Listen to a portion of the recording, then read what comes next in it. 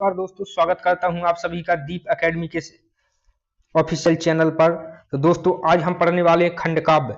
खंड काव्य किसे कहते हैं? आज हम खंड काव्य किसे कहते हैं, खंड काव्य की विशेषताएं और हिंदी के प्रमुख खंड काव्य और खंड काव्य के बारे में महत्वपूर्ण तथ्य, आज इन सबको हम विस्तार से पढ़ेंगे दोस्तों। तो वीडियो में आगे बढ़ने से पहले दोस्तों मैं आपको बता दूं कि अगर आप चैनल पर नए हैं तो चैनल को सब्सक्राइब जरूर करें और वीडियो में अंत तक बने रहें। तो ठीक है, बढ़ते हैं आगे। तो पहले देखेंगे हम खंड काव्य की परिभाषा।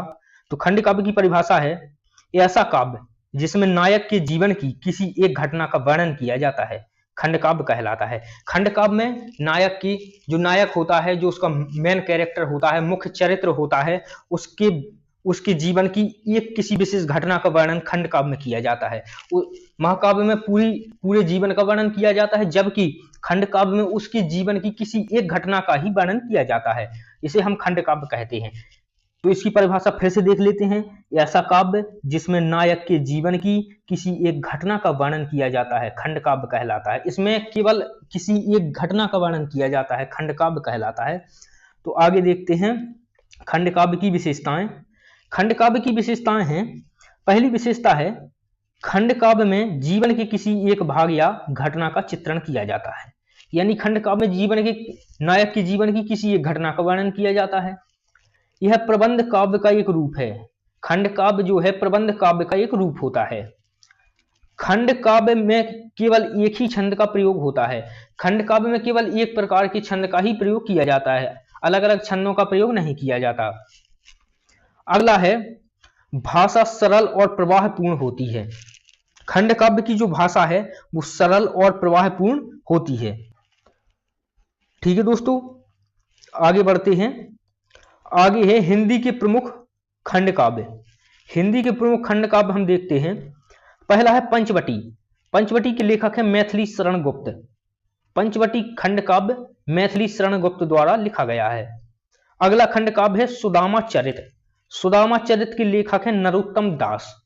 नरोत्तम दास जी के द्वारा लिखा गया है सुदामा चरित। अगला है हल्दी घाटी। हल्दी घाटी खंड काव्य श्याम सुंदर शर्मा ने लिखा है और इसके रचयिता श्याम सुंदर शर्मा हैं। हल्दी घाटी खंड काव्य की रचयिता श्याम सुंदर शर्मा हैं।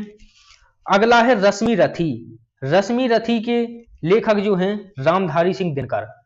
ये हो गए दोस्तों हिंदी के प्रमुख खंड काव्य।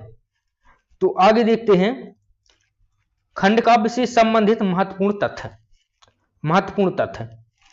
तो पहला तथ्य है हिंदी साहित्य का पहला खंड काव्य अयोध्या सिंह उपाध्याय हरिऔध द्वारा रचित प्रिय प्रवास माना जाता है। तो हिंदी साहित्य का पहला खंड काव्य है प्रिय प्रवास। प्रिय प्रवास जो कि अयोध्या सिंह उपाध्याय हरिऔध द्वारा रचित है, यानी अयोध्या सिंह उपाध्याय हरिऔध द्वारा लिखा गया है प्रिय प्रवास। दूसरा तथ्य है हिंदी का सबसे बड़ा खंड काव्य रश्मि रथी है। हिंदी का सबसे बड़ा खंड काव्य रश्मि रथी है।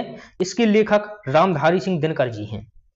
हिंदी का सबसे बड़ा खंड काव्य रश्मि रथी है, इसके लेखक रामधारी सिंह दिनकर हैं। और हिंदी साहित्य का पहला खंड काव्य अयोध्या सिंह उपाध्याय हरिऔध जी द्वारा लिखित प्रिय प्रवास माना जाता है। तो ठीक है दोस्तों, वीडियो अगर आपको अच्छी लगी हो तो चैनल को सब्सक्राइब करें और वीडियो में एंड तक जरूर जुड़े रहें। धन्यवाद दोस्तों।